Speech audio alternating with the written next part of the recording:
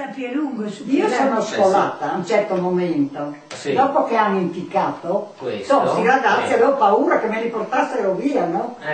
Allora avevamo conoscenza che c'era un signore a Clausetto, che era dove il mio papà morto là, no?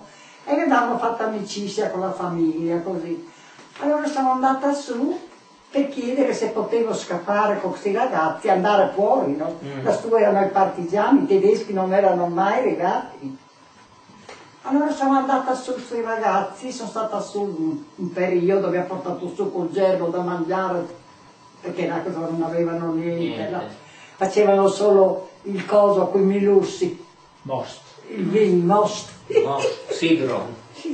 E sono stata su con questi ragazzi lassù un periodo finché si calmavano un po' le acque, Sì, sai? sì. E dopo siamo tornati a casa, no? Anche altri del paese andavano su nelle baite. Chi poteva sì. E difatti dopo si vede che erano le spie. Mia mamma l'ha chiamata al comando, sempre la chiamavano là dai cosacchi, che erano in una villa.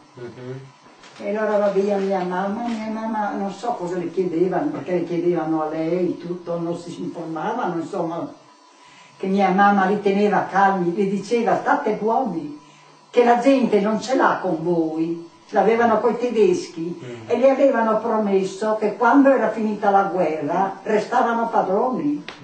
E mia mamma le diceva non credete, state buoni con la gente, che la gente non ce l'ha con voi. Sì, perché erano gli altri che li facevano gironzolare, no?